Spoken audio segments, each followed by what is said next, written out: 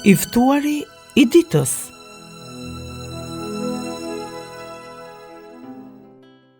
Miqtë Radio Ngjallë, përshëndetje. Kemi kaluar në rubrikën I ftuari I ditës, si çdo javë me mua. Në studio është Ana Baba, koordinatore e Zyrës së Rinisë. Ana, përshëndetje. Përshëndetje. Sot me Anën do të flasim për një tjetër temë e cila në fakt prek shumë prej dëgjuesve tanë. Shumë prej nesh kanë patur momente që janë afruar me kishën dhe besimin e vërtet, janë afruar me plot zell dhe entuziazëm, ku ka nisur pikërisht udhëtimin pra në kishë, edhe në zbatimin e porosive të Zotit. Në fakt, Ana fillimisht përjeton një zell të fortë, apo jo, një zell të gjallë dhe të zjarrt për çdo mësim të kishës dhe çdo fjalë të shkrimit të shenjtë. Por faktikisht kalon një periudhë dhe ky zell fillon të zbehet nga sytë tanë, shkëputemi nga Krishti dhe mësimet e tij dhe drejtohemi te personat me problemet e përditshme. Pra fillon vend monotonia e përditshme ose edhe problemet, të cilet nuk I shmangim dot ose të paktën nuk gjejmë dot arsye për të luftuar me anë të besimit. Pak nga pak kjo humbje e zellit na bën që të jemi pjesë e problemeve për të ndryshme dhe humbim hirin e dhënës të Zotit, I cili na bëri të përjetojmë shpëtimin e tij me misterin e pagëzimit, në kungimin e shenjtë, në misterin e rrëfimit e të tjerë. E fillojmë gradualisht të shkëputemi edhe nga studimi I shkrimit të shenjtë. Është shumë e rëndësishme çështja që theksove, sepse gjithë ne që kemi nisur jetën e kishës, përballemi pikërisht me ato që u theksuan më sipër, edhe në vend që sytë tanë të vazhdojnë të jenë të ngulitur te Krishti, neve shikojmë problemet edhe situatat rreth nesh dhe madje bëhemi dhe pjesë e problemeve. Por si do ta ripërtërim përsëri këtë zell të gjallë që kishim, të entuziazëm të zjarrt që na mbante më afër kishës, që na bënte me shumë dritërim, si të themi dhe me gëzim, të zbatonim porositë. Kisha në urtësinë e saj dhe në përvojën e saj të madhe ka kaluar shumë sfida dhe sprova, edhe lavdi Zotit që na ka lënë edhe përveç shkrimit të shenjtë, kemi edhe tekste të tjera që flasin për situata të ndryshme me cilat edhe ne përballemi sot. Dhe sot pikërisht në këtë intervistë do të sjellim mësime nga letra e Shën Klementit të Romës drejtuar korintianëve, një komunitet shumë I zellshëm, dhe madje do të admirojmë aq shumë duke parë në tekst se sa I përkushtuar ishte ky komunitet dhe si pikërisht arriti të bjerë në grindje, në rivalitet dhe në ndasi, edhe pastaj do të mësojmë edhe nga vetë teksti se cilat janë zgjidhjet për këtë çështje në të cilën futemi të gjithë dhe pikërisht duke marrë dhe shembullin e këtij teksti. Ja si shkruhet në tekst, ne I referohemi ndarjes së neveritshme dhe jo të shenjtë, konsideruar të huaj prej atyre të cilët Perëndia I ka zgjedhur. Ku disa jo besëmirë dhe kokfort janë fladisur në një marrëzi të tillë që emri I tij mirë, një herë në një kohë kaq I famshëm dhe I dashur për ne të gjithë, ka rënë në famkeqësinë më të rëndë. Domethënë vetë autori e konsideron këtë përçarje brenda komunitetit një famkeqësi shumë të rëndë. A ka qëndruar ndokush me ju pa vërtetuar shkëlqyeshmërinë dhe qëndrueshmërinë e besimit tuaj, pa admiruar besimin tuaj të ndjeshëm dhe të respektueshëm të krishterë, pa admiruar shpirtin tuaj plot mikpritje, të pakufizuar, pa nderuar njohuritë tuaja të përsosura dhe të vlefshme? Imagjinoni kemi të bëjmë me një komunitet shumë të përkushtuar. Ja disa cilësi të tjera, sepse ju gjithmonë vepronit pa anësi dhe ecnit sipas ligjeve të Perëndisë. Ju bindet drejtuesve tuaj dhe u dha të moshuarve respektin e duhur.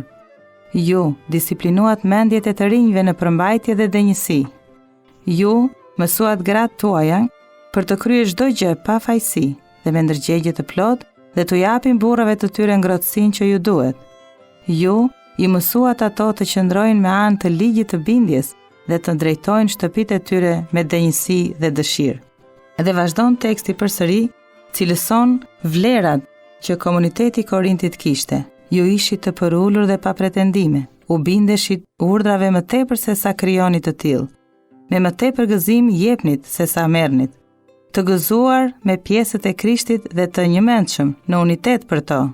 Ju e mbajtet fjalën e tij me kujdes në zemrat tuaja dhe kaluat vojtjet e tij përpara syve tuaj. Si pasojë mbizotëronte ndër ju një paqe e thellë dhe e pasur, dhe dëshira e palodhur për vepra të mira, dhe shpirti I shenjtë ishte mbi të gjithë ju. Ju ishit përplot me këshillues të shenjtë dhe me zell për besim.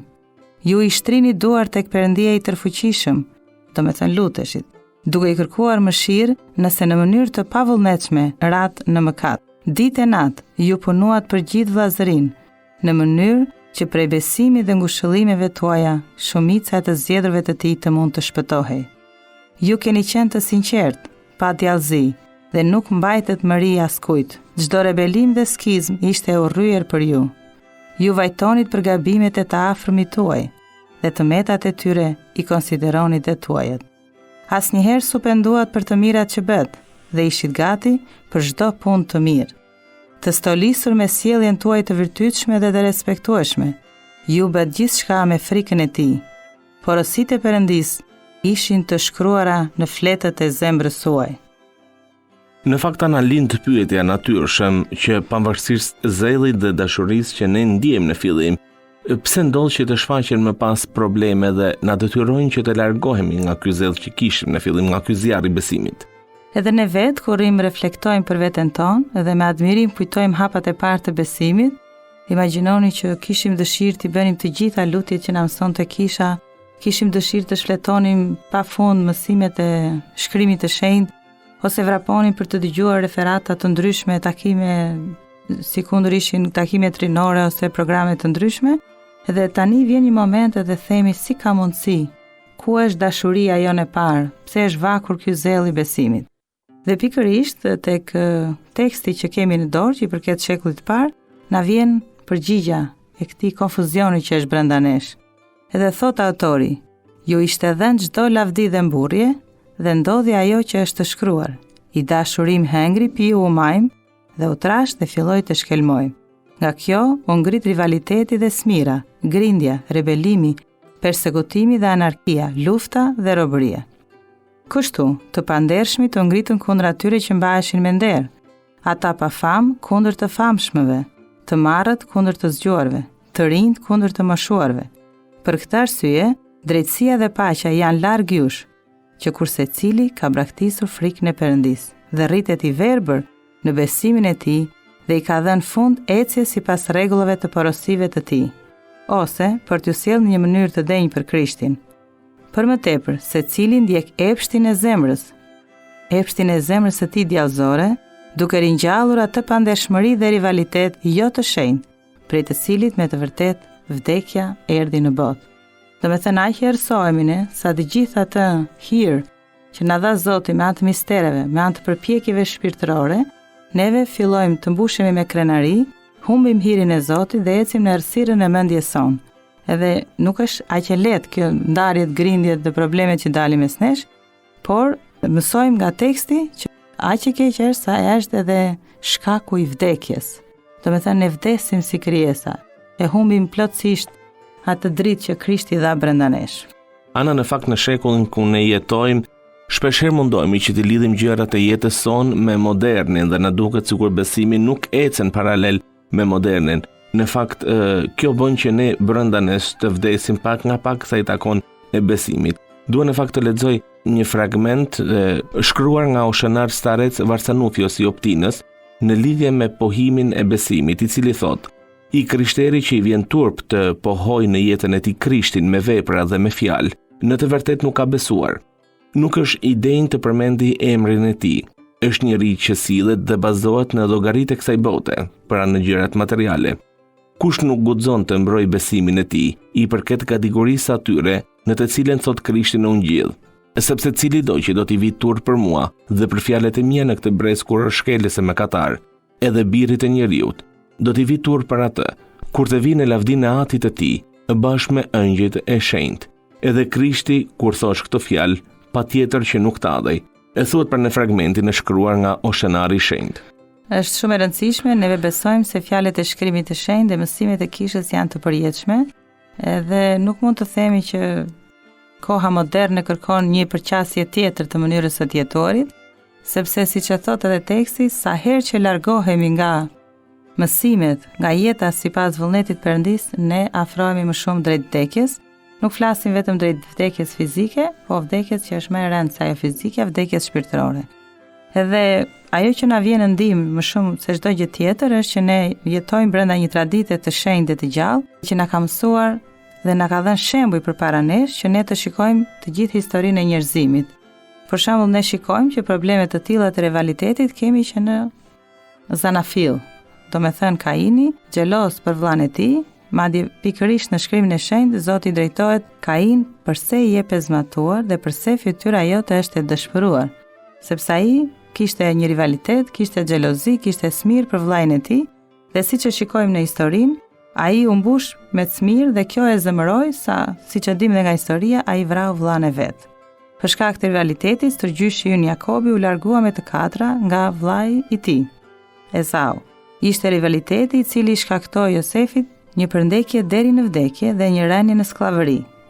Ishte rivaliteti i cili e detyroi Mojsiun të largohej prej pranisë së faraonit, mbretit të Egjiptit, kur ai dëgjoi njërin prej njerëzve të grupit të thoshte: "Kush të bëri ty drejtues ose gjykatës mbi ne?" Për shkak të rivalitetit, Aaroni dhe Mirjami u përjashtuan prej kampit. Rivaliteti flakut Datanin dhe Abiramin, do me thënë shumë shembuj nga shkrimi i shenjtë, edhe Davidi vet. Për shkak të rivalitetit, Davidi jo vetëm shkaktoi smirën e të huajve, por edhe u përndoq prej Saulit, mbretit i Izraelit. Edhe kështu po të kalojmë edhe në shembujt e tjerë nga Dhjata e Re, kemi për arsye të rivalitetit dhe smirës, shtyllat më të mëdhaja dhe më të drejta të kishës u përndoqën dhe u luftuan deri në vdekje. Le të vendosim para syve tanë si shembull apostullit madhështor, Pietrin, i cili për arsye të zilisë së pandershme, jo vetëm një apo dy herë, por shpesh duroi vojtje dhe si rrjedhim duke dëshmuar shkoi në vendin e lavdishëm që meritonte. Për shkak të rivalitetit dhe grindjes, Shën Pavli tregoi si të fitonte çmimin me durim dhe qëndrueshmëri.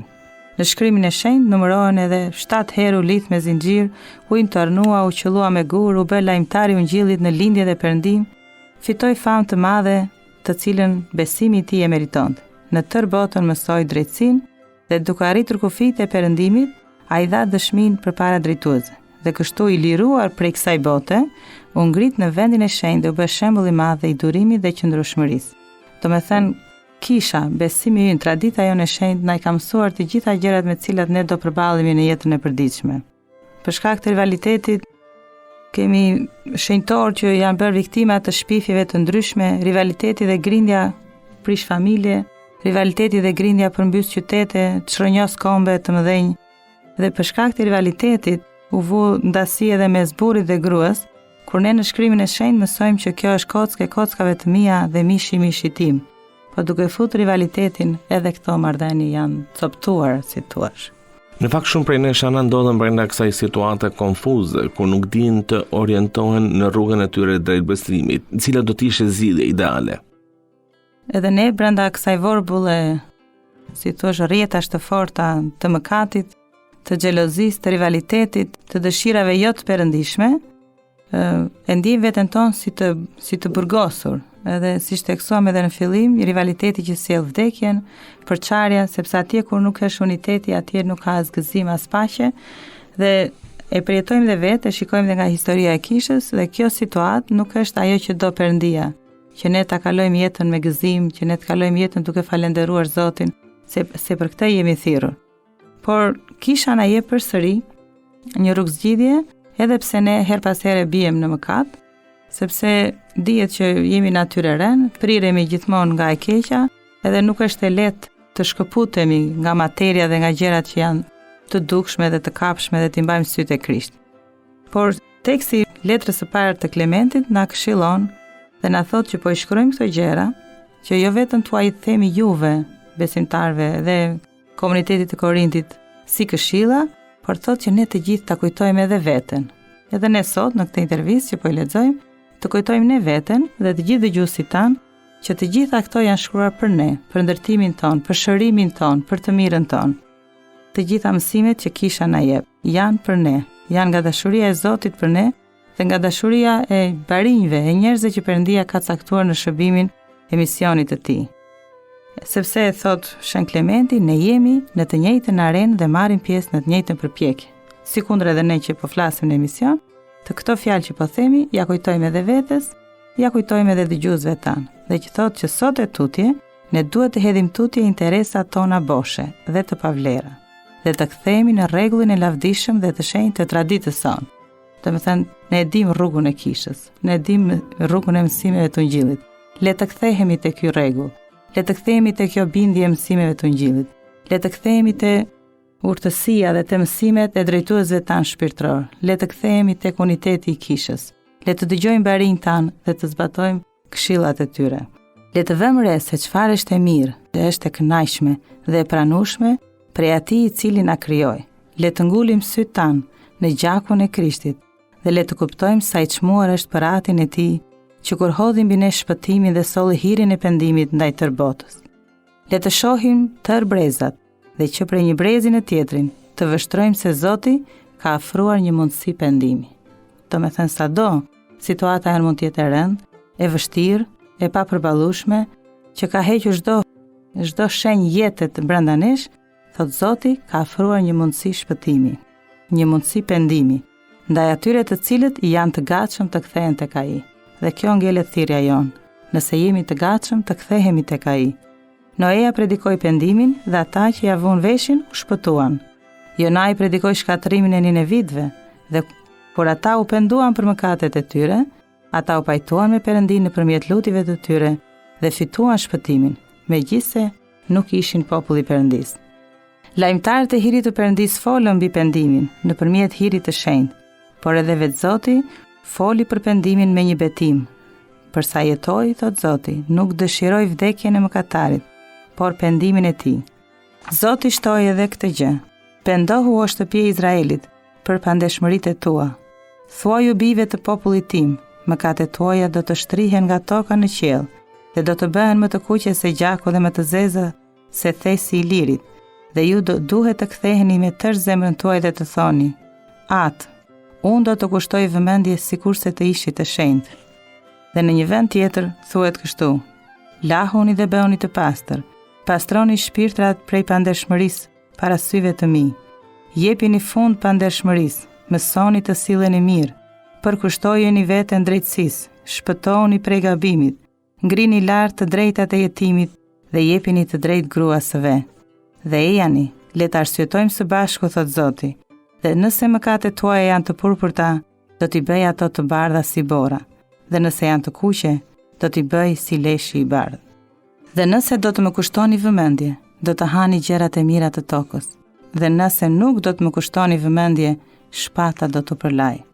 Kështu ka folur goja e Zotit. Meqense pra deshi tërë këto, deshi të ishte një mundësi për të u penduar, dhe ai e konfirmoi këtë nëpërmjet vullnetit të tij të madh. Prandaj, Zoti na thërret, le të bijem në një mendje me këtë qëllim të lavdishëm dhe le të përkulemi para Tij si lutësit për mëshirën dhe mirësinë e Tij. Le të kthehemi në dëmshurinë e Tij dhe le të hedhim tutje aventurat e rrezikshme, grindjet, rivalitetin që drejton në vdekje. Le t'i kthejmë syt ndaj atyre që i kanë shërbyer lavdisë së Tij. Le të marrim Enokun për shembull, i cili megjithse provoi drejtsinë me anë të bindjes së tij, u shndërrua dhe nuk vdiq kurrë. Noeja siguroi besnikërinë në punën e tij misionare dhe predikoi një lindje të re në botë. Nëpërmjet tij, si rrjedhim Zoti shpëtoi ato krijesa të gjalla që hynë në mënyrë të paqshme në ark. Në fakt ana duhet të shtoj diçka. Abrahami i mbiquajtur miku provoi besnikëri duke u bindur fjalëve të Perëndis. Ishte bindja e cila e bëri atë të lindë vendin e tij, farefisin dhe shtëpinë e babait të tij. Në mënyrë që duke u larguar nga një vend shpirt vogël, një farefis i keq dhe një shtëpi e parëndësishme, ai mund të trashëgoj premtimet e Perëndis. Për shkak të mikpritjes dhe përkushtimit të tij fetar, Loti u shpëtua prej Sodomës, ku tërë vendi u ndëshkua me zjarr dhe squfur. Në këtë mënyrë Zoti bëri të qartë se nuk braktis ata që vënë shpresën tek ai, por shpërndan ndëshkim dhe torturë ndaj atyre që i kthejnë kurrizin. Dhe vazhdojnë shembuj të tjerë me radhë, në fakt nëse do ta studiojmë me kujdes shkrimin e shenjtë, dhe të gjithë ne Zoti na thërret të pendohemi për atë sjellje, për atë pjesë tonën që është e sëmurë. Njerin prej nesh e thret në bindje, njerin e thret në durim, njerin në qëndrueshmëri, por ne të gjithë të lutemi që t'i drejtojmë sytë tek ai, që të mos kemi me përçarje brenda nesh. Atëherë vëllezër, këshillon letra e parë e Klementit. Atëherë vëllezër, jini të përullur dhe çlirohuni prej shtirjeve dhe krenarisë, marrëzisë dhe mërzitjes. Le të veprojmë siç na urdhëron shkrimi. Shpirti i Shenjtë thotë: njeriu i zgjuar nuk duhet të shpërthejë diturinë e tij, i fortë i forcën, i pasur i pasurinë. po lëreni atë që lëvdohet të lëvdohet për Zotin, dhe kështu ai mund ta kërkojë atë dhe do të veprojë drejt. Veçanërisht le të përmendim fjalët e Jezu Krishtit, të cilat ai shqiptoi për të mësuar durim dhe respekt. Për këtë ai tha: "Mëshironi që të mëshiroheni, falni që të faleni. Si të silleni ndaj të tjerëve, kështu do të sillen edhe ata ndaj jush. Siç do të jepni, do t'ju jepet. Siç do të gjykoni, ashtu do të gjykoheni. Siç do të tregoni mirësi, do të merrni mirësi. Në masën që do të jepni, kjo do të jetë masa që do të merrni." Le të qëndrojmë kësaj porosie dhe këtyre vendimeve me qëllim që t'i bindemi fjalëve të tij të shenjtë dhe të përulemi. Shkrimi i shenjtë thotë: "Mbi kë do ta kthej shikimin tim, përveç se mbi atë që është i përulur, që ka frymë të penduar dhe që dridhet nga fjala ime?" Ana, shumë prej dëgjuesve tanë në fakt mund të mendohen se si mund të kthehen tek Perëndia. Ekziston dhe misteri i themeluar nga vetë Perëndia, i cili është misteri i pendim rrëfimit, i cili, siç e theksova, është themeluar nga Zoti ynë, nga mirësia dhe dashuria e pamas për njeriu, me qëllim që mëkatet e bëra nga çdo njeri pas pagëzimit të mund t'i falen. Prandaj ky mister quhet gjithashtu një pagëzim i dytë. Quhet rrëfim sepse ne shkojmë dhe rrëfemi para atit ton shpirtëror për priftit, i cili kryen dhe misterin e pendimit. Për të gjithë dëgjuesit të cilët interesohen pse jo të kenë një takim me atin e tyre shpirtëror për të gjitha mëkatet dhe shqetësimet që ato mund të ndajnë bashkë me të. Ana, të falenderoj që ishe me ne këtë javë në studio dhe për mesazhin që përcjell dhe për dëgjuesit tanë. Faleminderit shumë, edhe të gjithë ne të kujtojmë që është e drejtë dhe e shenjtë që t'i bindemi Perëndis në vend që të pasojmë njerëzit mendimdhënj të çrregullt që futin përçarje, grindje dhe rivalitet dhe prishin unitetin për cilin Zoti na e la amanet. Amin. Të nderuar dëgjues, kemi ardhur në fund të emisionit për sot, që ndroni me programin tonë vim. Bashkë mirë dëgjofshim.